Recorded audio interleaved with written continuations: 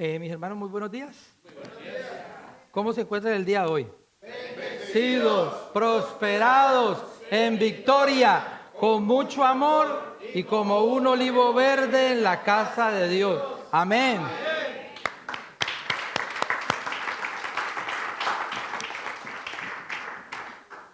Bueno, para mí es algo especial y es un honor estar aquí con ustedes esta mañana.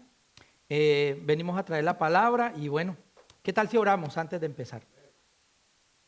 Padre, en esta mañana, Señor, te damos gracias, Padre, porque tú has permitido, Padre, que estemos aquí delante de ti.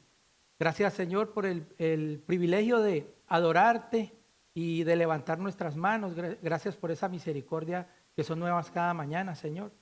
Y en esta mañana, Señor, quiero ponerte este tiempo en tus manos, Señor. Que seas tú, Señor, hablando en nuestro corazón, Señor. Ministra, Señor, nuestra iglesia, tu pueblo, Padre. Y que esa palabra, Señor, florezca, Señor, que dé fruto al 100 por 1, Señor, en sus vidas. En el nombre de Jesús, Señor, recibe toda la gloria y toda la honra. En el nombre de Jesús, amén y amén. Bueno, entonces, mis hermanos, para entrar en materia, el título del mensaje del día de hoy se llama En las manos del alfarero. ¿Cómo se llama el título? En las manos del alfarero. Bueno, y en esta mañana vamos a empezar leyendo una cita bíblica que está en Jeremías 18, del 1 al 4.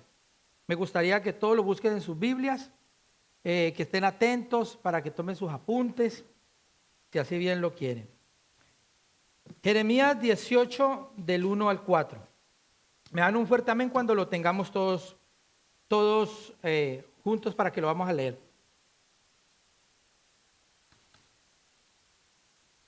Amén. Gloria a Dios. Bendito Dios. Dice así: palabra de Jehová que vino a Jeremías diciendo: levántate y ve a la casa del alfarero, allí te oí mis palabras.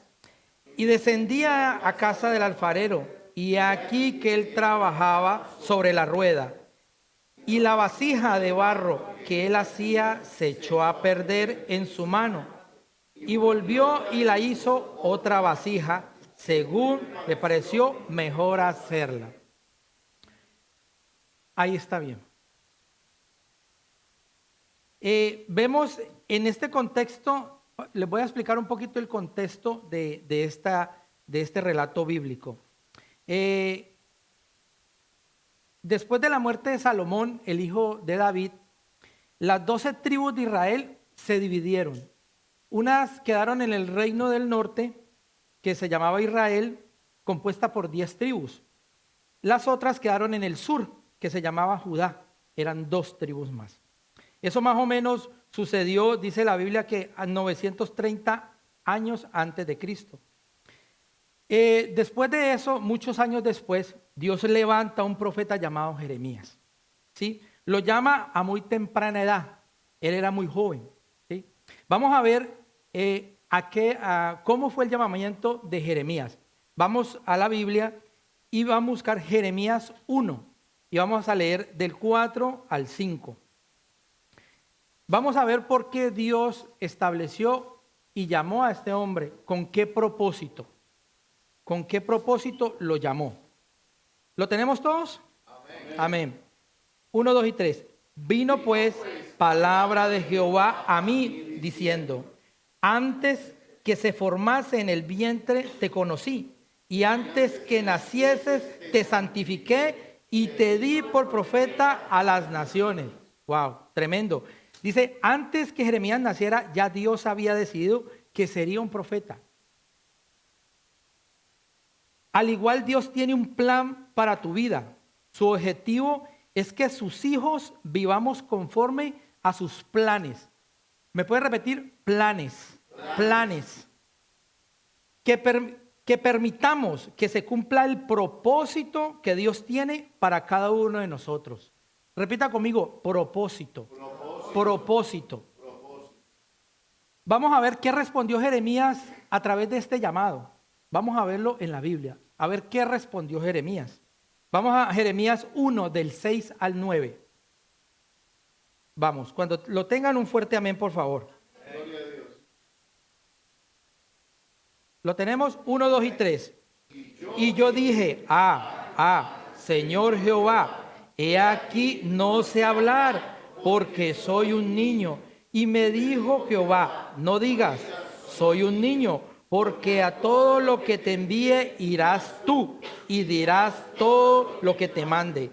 No temas delante de ellos, porque contigo estoy para librarte, dice Jehová. Y extendió Jehová su mano y tocó mi boca. Y me dijo Jehová, he aquí he puesto mis palabras en tu boca. Wow. ¿Qué le dijo? No temas. Que le dijo, no temas delante de ellos. ¿De quién de pronto tenía miedo Jeremías? Pues de los sacerdotes de esa época. Porque Judá se había desenfrenado a la idolatría. Y los mismos líderes religiosos impulsaban eso. Entonces él le daba miedo sobre ellos. Pero ¿qué le dice Dios? Porque contigo estoy para librarte, dice Jehová. Tremendo. Jeremías, después de este llamado tan especial del Señor, él les predicó 40 años que se arrepintieran de sus malos caminos, que se volvieran a Dios y que dejaran toda esa idolatría atrás, ¿sí? Que el Señor era justo para perdonar todos sus pecados.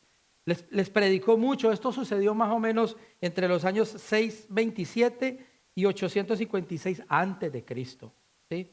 Entonces, el pecado de Judá era grande, muy grande, y la misma palabra nos lo va a decir cómo era. Vamos a la palabra del Señor en Jeremías 17:1. ¿Qué dice? 1, 2 y 3. El pecado de Judá, escrito con cincel de hierro y con punta de diamante, esculpido está en la tabla de su corazón y en los cuernos de sus altares. ¿Cómo estaba ese pueblo? Dios había hablado a Jeremías para que él trajera, iba a mandarles algo especial para ellos, un trato especial. ¿Cuál era ese trato? Bueno, un exilio a Babilonia, ¿sí? Con un rey muy malo que era Nabucodonosor. Entonces, volvamos a la cita inicial, Jeremías 18, del 1 al 4. Y la vamos a volver a leer, porque esta es la cita básicamente principal que vamos a tener. Jeremías 18, del 1 al 4. Entonces, este es el llamamiento. Dios llama a Jeremías y le dice, 1, 2 y 3. Palabra de Jehová que vino a Jeremías diciendo, levántate y vete a la casa del alfarero, allí te oír mis palabras. Y descendía a la casa del alfarero, y aquí él trabajaba sobre la roca, y la vasija de barro que él hacía se echó a perder en su mano, y volvió y la hizo otra vasija, según le pareció mejor hacerla. Bueno, Dios iba a trabajar con este pueblo. Dijo que la vasija de barro que había hecho se echó a perder en sus manos. Este tipifica cómo estaba viviendo Judá y que iba a mandarles un trato especial. Pero nosotros sabemos en nuestro corazón que el alfarero es Dios y nosotros somos el barro en sus manos, ¿sí? Entonces, vemos que Dios le dice a Jeremías, ve y desciende a la casa del alfarero. Cuando nosotros llegamos a la casa del Señor, ¿qué hacemos? Descender a eso. Eso tipifica como la iglesia, la casa del alfarero, donde el Señor empieza a moldearnos, nos empieza a formar como personas, como personas que vamos a llevar una verdad, ¿sí? A exponerla a todo el mundo, ¿sí? Entonces, el primer punto de esta prédica le titulamos 3 características que necesita el barro. ¿Cómo se dice? 3 características que necesita el barro. Entonces, como primer lugar, tiene que ser un barro moldeable. ¿Tiene que ser un barro qué? Moldeable, ¿sí?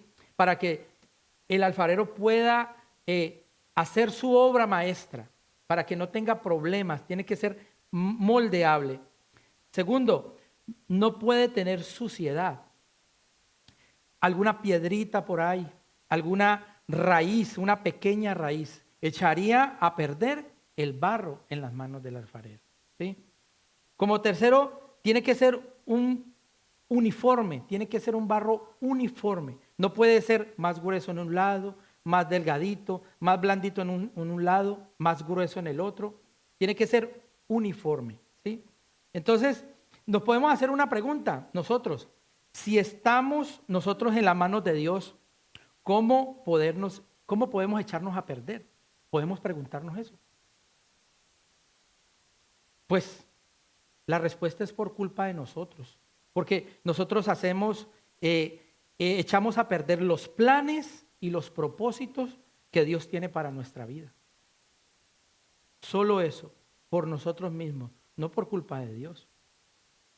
Entonces, otra pregunta nos podemos hacer en esta mañana: ¿qué clase de barro somos? ¿Somos un barro moldeable para el Señor? Entonces vamos a una cita bíblica que dice 2 de Timoteo 2:21. Busquémosla todas en nuestras Biblias. 2 de Timoteo 2:21. ¿Cuántos están dormidos? ¿La mitad? A ver, vamos a buscarlo en nuestra Biblia, por favor. 2 de Timoteo 2:21. Dice así: 1, 2 y 3. Así que alguno se limpia de estas cosas, será instrumento para honra, santificado, útil al Señor y dispuesto para toda buena obra. ¿De qué llama? ¿De qué nos tenemos que limpiar? Dice, si alguno se limpia de estas cosas: resentimientos, odios, pleitos, pecados ocultos. Vamos a estar limpios, vamos a estar listos para ser un instrumento de honra en las manos del Señor, cuando nos limpiemos de estas cosas. ¿Sí? La Biblia habla de diferentes vasos o de vasijas que tienen determinado uso. Muy pocas veces en la vida nos detenemos a observar el vaso, pero cuando conocemos lo que hay dentro, podemos distinguir el propósito para el cual ese vaso ha sido creado. En otras palabras, lo que hay dentro de nosotros declara quiénes somos. Lo que hay dentro de nosotros declara quiénes somos. Vamos a ver otra cita bíblica. 2 de Corintios 4:7. 1, 2 y 3. Pero tenemos este tesoro en vasos de barro, para que la excelencia del poder sea de Dios y no de nosotros. Entonces, ¿cuál es el tesoro que tenemos dentro de nosotros? El tesoro del Evangelio, la fe en el Señor. Entonces, ¿para qué? Es que eso es para Él, no es para nosotros, es para glorificar siempre el nombre del Señor. Ahorita ya no, me gustó esta expresión del pastor, ya no somos nosotros, ya es Él, que siempre está, el que vale, el punto de partida es Él, no nosotros. ¿Sí? Entonces, vamos a un segundo punto, y que tiene por título: somos llamados a ser vasos de honra en la casa de Dios. Somos llamados a ser vasos de honra en la casa de Dios. Y vamos a ver diferentes vasos, ¿sí? Nos hablaba un vaso de honra, ¿sí? Entonces vamos a empezar a analizar cuáles eran esos utensilios en las casas judías de ese tiempo de Jesús. Entonces, habían unos vasos de honra. Entonces, la tradición judía colocaba estos vasos de honra en la entrada de las casas para que el visitante y todos en la casa pudieran tener acceso a ellos. Siempre estaban llenos de agua con la que podían lavarse las manos y los pies.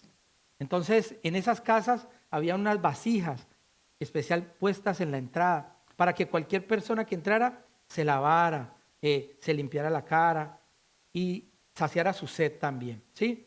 Entonces, podemos analizar a ver ¿cuáles son los vasos de honra aquí en nuestra iglesia, en nuestra congregación?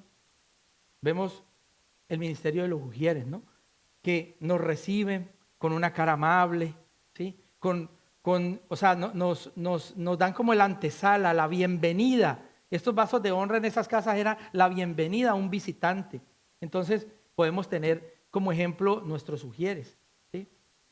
También podemos tener los salmistas, los que nos ministran la alabanza, vasos de honra, ¿sí? Todos los servidores que en su corazón disponen a hacerlo, pero de un corazón genuino. Esos son vasos de honra, ¿sí? Entonces, ¿qué es usted? ¿Un vaso de honra? Una buena pregunta. Un vaso de honra para el Señor tiene ciertas características. Es humilde, se humilla delante de Dios, reconoce que somos barro en sus manos, reconoce que no somos nada sin Él, que somos frágiles. Vamos a ver un texto bíblico que está en Primera de Pedro 5:5. Primera de Pedro 5:5. 1, 2 y 3 veces. Igualmente, jóvenes, estad sujetos a los ancianos y a todos sumisos unos a otros, revestidos de humildad, porque Dios resiste a los soberbios y da gracia a los humildes. Entonces los vasos de honra tienen que ser humildes. Es una característica del vaso de honra, ¿sí? Vamos a ver otra cita bíblica, Santiago 4:10. Santiago 4:10. 1, 2 y 3. Humillaos delante del Señor y os exaltará. Vasos de honra, humillados delante del Señor. Son características.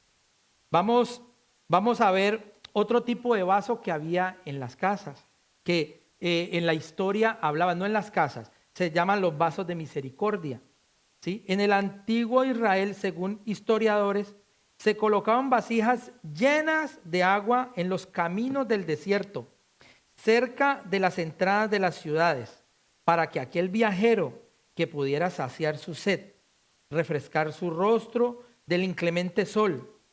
El Señor usa vasos de misericordia en su obra. ¿Cuáles creen que son los vasos de misericordia en nuestra iglesia? O que están en todo el mundo. Son los que cuando usted está allá afuera, en un semáforo, les tienden un tratado y le dicen, Cristo te ama. Eso es un vaso de misericordia. Los que van y predican en los hospitales, los que van a las cárceles, los que llevan esa palabra, de esas personas que tienen esa sed y esa hambre del Señor, pero que no pueden salir de un recinto, bien cárcel, bien hospital. Esas personas Dios las pone ahí. Eso no es que porque yo quise, no. Dios lo puso un vaso de misericordia, ¿sí? Los vasos de misericordia son los que están siempre llenos de Dios, que están siempre en búsqueda y por eso siempre están llenos y dispuestos a saciar la sed del sediento, que siempre tiene una palabra de aliento de parte de Dios. Esa palabra necesaria, acertada, es el vaso que Dios usa para dar el refrigerio, para cambiar esa situación difícil. Es el vaso que no teme desprenderse aún de la parte económica, porque sabe que Dios es Jehová Jireh, su proveedor, porque Jehová es su pastor y nada le faltará. Eso es un vaso de misericordia. Gloria a Dios. Entonces, vamos al siguiente vaso. Los vasos escogidos. Entonces, vemos el alfarero está preparando toda su obra. Está preparando sus vasos y está preparando sus jarras, ¿sí? Entonces, después de esa labor tan detallada, él funde y ve que alguno de esos vasos quedó muy excelente, quedó muy bien, quedó diferente a los demás vasos. Entonces, ¿él qué hace? Él saca ese vaso, lo reserva, lo guarda para una ocasión especial. para una encomienda especial. Entonces, ¿qué hace? Él lo guarda y lo guarda en un cuartico a esperar que venga de pronto que venga a buscar a alguien. Vea, yo necesito algo especial, tengo una boda, necesito un jarro o un vaso especial para ese evento. Entonces, el alfarero va a ese cuarto oscuro y saca ese vaso especial, que es diferente a todos, que quedó muy bien hecho, ¿sí? Y que tiene un propósito, que era para eso, para una ocasión especial. Entonces, Dios también hace lo mismo con esos vasos escogidos. Estos son los vasos que después de ser puestos en el horno, intenso fuego, Dios los examina y ve que uno le quedó perfecto a su gusto. Luego de examinarlo, lo guarda hasta que llegue un asunto especial donde usarlo para su gloria. Cuando ese momento llega, Dios pone su firma en él. Tremendo. Vamos a ir a un texto bíblico y vamos a estudiar el llamamiento, Hechos 9 del 10 al 15. Vamos a ver cómo fue esto tan especial que le pasó a Pablo, ¿sí? Entonces, ¿lo tenemos todos? 1, 2 y 3. Había entonces en Damasco un discípulo llamado Ananías, a quien el Señor dijo en visión: Ananías. Y él respondió: heme aquí, Señor. Y el Señor le dijo: levántate y ve a la calle que se llama Derecha y busca en casa de Judas a uno llamado Saulo de Tarso, porque aquí él ora. Y ha visto en visión a un varón llamado Ananías, que entra y le pone las manos encima para que recobre la vista. Entonces Ananías respondió: Señor, he oído de muchos acerca de este hombre. ¿Cuántos males ha hecho a tus santos en Jerusalén? Y aún aquí tiene autoridad de los principales sacerdotes para prender a todos los que invocan tu nombre. El Señor le dijo: ve, porque instrumento escogido me es este, para llevar mi nombre en presencia de los gentiles y de los hijos de Israel. Wow. Dice: ve, porque instrumento escogido es este. Un vaso escogido. Pero ¿para qué lo escogió Dios a Saulo? Lo escogió desde mucho antes, también así mismo como escogió a Jeremías. Vamos a leerlo en Gálatas 1, del 15 al 18. Gálatas 1, 15 al 18. 1, 2 y 3. Pero cuando agradó a Dios, me apartó desde el vientre de mi madre y me llevó para su gracia revelar su Hijo en mí, para que yo prediquese a los gentiles. No consulté con sangre ni carne, ni Jerusalén, las que eran apóstoles antes que yo, sino que fui a Arabia y volví de nuevo a Damasco.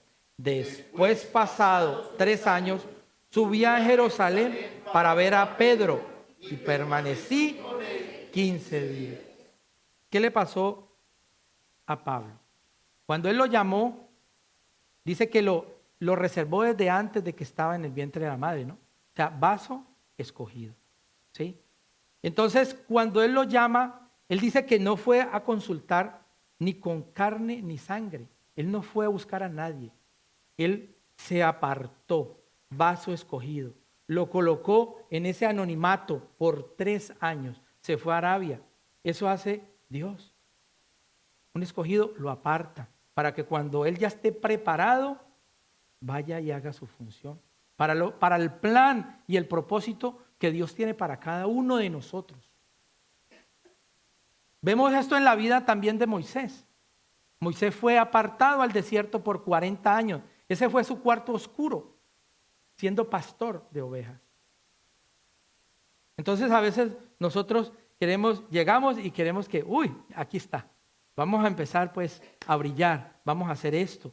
No, Dios necesita de nosotros una preparación. Esto no es fácil. Esto no es nada fácil, pero tampoco es imposible. Con Dios todo es posible. Porque Dios nos formó, nos hizo. Mire cómo hizo a Adán. ¿Lo formó de qué? Del polvo de la tierra. ¿Sí o no? Vaso escogido. Vaso escogido. ¿Sí? Entonces, vemos eso tan maravilloso. Cuando vemos, hay otro vaso, que son los vasos quebrantados, vasos rotos. Estos son vasos de honra y vasos de misericordia, que a través de el tiempo, de su función, de estar sirviendo allá afuera, de estar haciendo tantas cosas, años y años, llega ese quebrantamiento, llega algo en nuestra vida que dice que las vasijas se le dañan las orejitas y se les parte los bordes. ¿Sí? ¿Qué hacía el alfarero? El alfarero, esas vasijas las cogían para llevar las ofrendas al altar del Señor. Entonces echaban alimentos, ya cuando esas vasijas estaban rotas las llevaban allá, y los levitas encargados de los altares, ¿sí?, de la casa del Señor, devolvían esas vasijas a la casa del alfarero. Y allá el alfarero las tomaba otra vez, el alfarero no las desechaba. El alfarero tenía un proceso para volverlas a poner útiles. Una de ellas era vaciar todo lo que tenía por dentro y sacar toda la suciedad que tenía por dentro. Y eso mismo hace con nosotros. Cuando nosotros estamos heridos en nuestro corazón, de la única manera que podemos es que Dios nos limpie, nadie más. Aquí nadie más tiene esa potestad de hacerlo. Dios nos limpia. Cuando Dios nos limpia, el alfarero, ¿qué hace? El alfarero empieza a lijar esos bordes con una lija gruesa para poder preparar, volver a reparar eso que estaba quebrado. Y así hace Dios con nosotros. Esa lija es nuestra humillación al Señor. Es cuando nosotros nos humillamos delante de Él y le decimos: Señor, aquí estoy yo. Mi corazón está lleno de cosas que ya no son, que ya no provienen de ti. Entonces, el alfarero, ¿qué hace? Dios, en esa humillación, el Señor empieza otro trabajar con nosotros. ¿Y el alfarero qué hace? Cuando repara, lo vuelve y lo mete al horno, para que eso vuelva a soldar allí, para que esas asas, para que esas orejas vuelvan y queden duras, fortalecidas, para volver a hacer el mismo trabajo que estaban haciendo. Entonces, Dios también hace eso con nosotros. Y nos lo dice en Isaías 43:2. Vamos a leer la palabra. 1, 2 y 3. Cuando pases por las aguas, yo estaré contigo. Y si pasas por los ríos, no te anegarán. Cuando pases por el fuego, no te quemarás, ni la llama arderá en ti. Eso es lo que hace el Señor. Nos procesa otra vez de nuevo. Y ya volvemos a quedar útiles, vasos nuevos, vasos de honra, vasos de misericordia, ¿sí?, vasos escogidos. Entonces, para concluir, nosotros como creyentes o como personas podemos estar en las manos del mundo, podemos decidir estar en las manos del mundo. Que allá todos sabemos que estamos mal. Pero también podemos estar en nuestras propias manos, que yo creo que es peor. Pero también podemos decidir estar en las manos de Dios. Y en este día especial, yo le invitaría a usted que pensara en su corazón qué tipo de vaso es usted. ¿Qué tipo de vaso somos nosotros delante del Señor? ¿Qué plan el Señor tiene para nosotros y qué propósito? O si nosotros hemos estado esquivando ese propósito. Entonces, mis hermanos, Dios me los bendiga. Muchas gracias y eso era todo por hoy.